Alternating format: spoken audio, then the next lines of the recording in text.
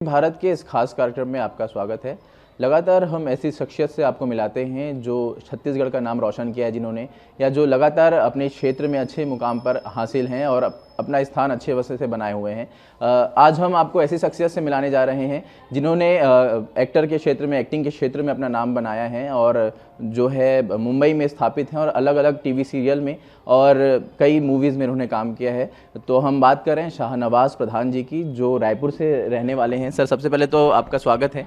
जिस तरह से आप रायपुर से, एक छोटे से शहर से निकलकर आप मुंबई पहुंचे और मुंबई में आप इस मुकाम पर पहुंचे हैं कि अलग अलग फिल्में कर रहे हैं, और किस तरह से सर आपकी जर्नी रही? सबसे पहले तो सलाम, नमस्ते, जय जोहार। शुरुआत मेरी थिएटर से रही है। यहाँ पर मैं सारा पढ़ाई लिखाई जो है मेरी रायपुर में हुई। तो गवर्नमेंट स्कूल से मैं पढ़ा हूँ, मैट्रिक वहाँ से की मैंने। वहाँ से स्कूल के फंक्शंस में जो सालाना जलसे होते हैं उससे नाटक की शुरुआत हुई। फिर यहाँ के जो एमेच्योर ग्रुप्स हैं, ड्रामा ग्रुप्स, वहाँ पे काफ़ी जो मेरे उस्ताद रहे हैं, स्वर्गीय आनंद वर्मा साहब, मिर्ज़ा मसूद साहब और जलील विज़ी साहब, बहुत सारे ऐसे हमारे मतलब उस्ताद रहे हैं जिनके साथ मैंने यहाँ काम किया। और उसके बाद मेरे जीवन में एक मोड़ आया और यहाँ पर हबीब तनवीर साहब आए विज़िटिंग प्रोफेसर होकर रविशंकर यूनिवर्सिटी में 1984 में। और यहाँ पर उन्होंने एक वर्कशॉप किया और यहाँ के लोकल लोगों के साथ जुड़े, तो उनको मैंने ज्वाइन किया। फिर उन्होंने मुझे ऑफ़र किया कि आप हमारे साथ दिल्ली चलें और हमारा जो प्रोफेशनल ग्रुप है उनका नया थिएटर वो ज्वाइन करें। वहाँ से मेरी शुरुआत हुई, एक्चुअल थिएटर सीखा, वहाँ से मैंने काम किया। फिर 1991 से मैं मुंबई में हूँ और टेलीविज़न और फिल्म्स में काम कर रहा हूँ। देखा जाए सर, इतने छोटे शहर से आप निकलकर वहाँ पर काम कर रहे हैं, और ये तो गर्व की बात है हमारे रायपुर के लिए भी कि आप वहाँ पर काम करते हैं। हम देखते हैं कितना एक स्ट्रगल होता है मुंबई में जाना और वहाँ पर चीज़ों को हासिल करना। हाँ, डेफिनेटली। आप एक तालाब से निकलकर समंदर में जाते हैं तो वो एक फ़र्क जो है वो तो है, सामने दिखता है ना। तो वो सारी चीज़ों को मुझे मतलब उसका एहसास हुआ मुझे वहाँ पर। और काफ़ी मुश्किल होता है क्योंकि आप एक सबसे पहली चीज़ तो कि मंच और कैमरा दो अलग अलग बिल्कुल विधाएं हैं। सिनेमा और स्टेज जो है वो बिल्कुल अलग। एक्टिंग ठीक है, दोनों जगह एक ही तरह से है, लेकिन उसमें भी इंटेंसिटी का फ़र्क पड़ जाता है। जब आप स्टेज पे काम करते हैं तो थोड़ा सा लाउड एक्सप्रेशन होता है, आखिरी आदमी तक आपको अपने एक्सप्रेशन और आवाज़ पहुंचानी होती है, लेकिन कैमरा जो है वो आपके पास तक आता है। तो वो एक जो बेसिक फ़र्क है वो थोड़ा सीखने में वक्त लगा, और बस वक्त सब कुछ सिखा देता है। तो बस करते करते आज 30 साल गुजर गए हैं बॉम्बे में, और टेलीविज़न और फिल्म्स में काम कर रहा हूँ, और ठीक है, आप लोगों का प्यार मिल रहा है। जी, आज आप पहुंचे हैं छत्तीसगढ़ में। छत्तीसगढ़ में भी वेब सीरीज़ की शूटिंग चल रही है। किस तरह की ये सीरीज़ है और क्या प्रोजेक्ट आपका भी यहाँ पर चल रहा है? मैं फ़िलहाल आया हुआ हूँ, एक वेब सीरीज़ है जिसका नाम है अब क्या।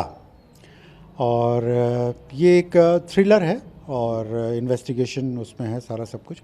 लोकल हमारे कुछ प्रोड्यूसर हैं।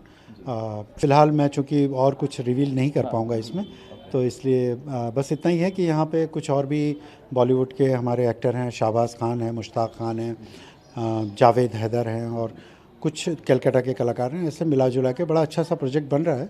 और मोस्ट प्रॉब्ली मेरा ख़्याल है कि जून जुलाई तक ये आपको देखने मिल जाएगा।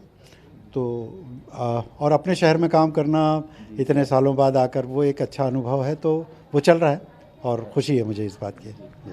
इस दौरान देखा जाए कि सर, थिएटर के बाद अब लगातार चीज़ें एडवांस होती जा रही है। फिल्म आई, अब वेब सीरीज़ का ज़माना आ गया है। तो वेब सीरीज़ में अगर हम देखते हैं तो बहुत सी चीज़ें होती हैं ऐसी कि आजकल बहुत ही शब्दों का प्रयोग सीधे तौर पर कर दिया जाता है। फिल्मों में होता है कि एक सेंसरशिप होती है। तो क्या लगता है आपको कि चीज़ों में भी नेट जो अलग अलग चीज़ें होती हैं, ऑनलाइन प्लेटफॉर्म के लिए भी, सीरीज़ के लिए भी, क्या उसमें सेंसरशिप की ज़रूरत है या नहीं है?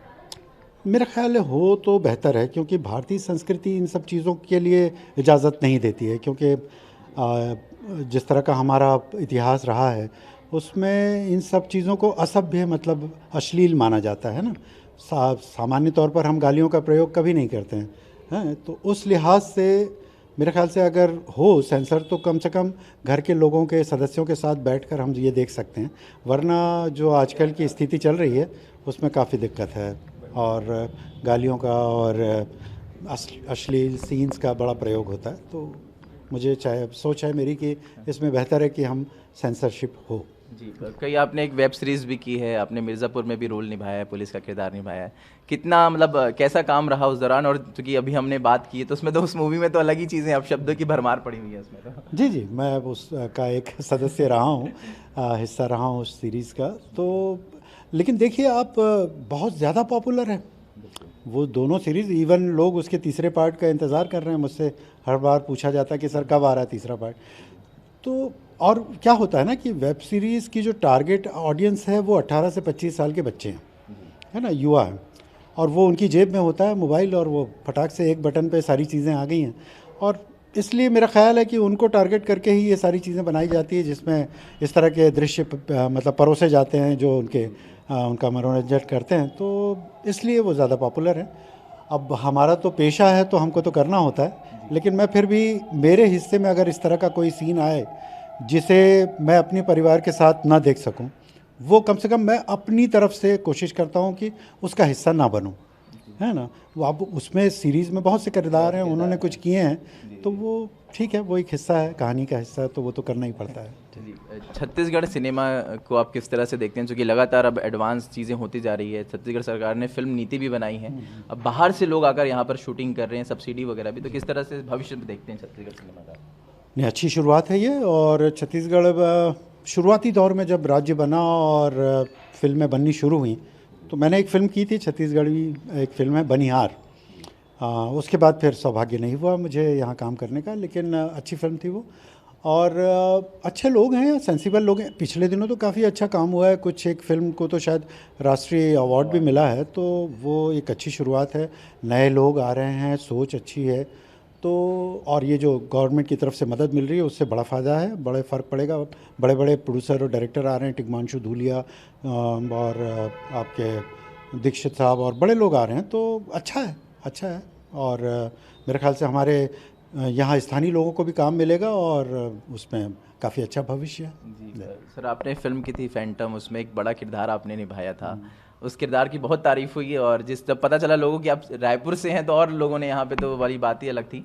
तो किस तरह का वो आपका वो किरदार था, और कितनी उसमें चैलेंजिंग चीज़ें आपने हाफिज़ सईद का निभाया था किरदार? हाफिज़ सईद एक लिए वाकई चैलेंजिंग कैरेक्टर है, क्योंकि सारी दुनिया उन्हें जानती है, नाम से तो सभी जानते हैं, चेहरे से भी। और एक ज़िंदा शख्सियत हैं, मतलब तो उनको पोर्ट्रे करना ज़रा मुश्किल काम था, लेकिन फिर भी मैंने उनकी फुटेज देखी, उनके जो भाषण हैं उपलब्ध हैं यूट्यूब वगैरह पे, तो उनका बोल चाल, उनका ढंग और उनका पहनावा वगैरह वगैरह जो भी है, तो थोड़ा सा उसको कोशिश की कि कॉपी करूं।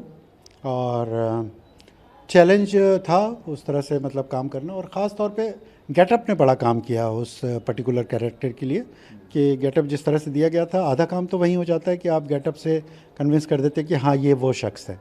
तो ऐसा बड़ा अच्छा लगा, और उसके लिए मैं आईफा अवार्ड के लिए नॉमिनेट भी हुआ था बेस्ट विलन के लिए। तो बड़ा अच्छा एक्सपीरियंस रहा वो।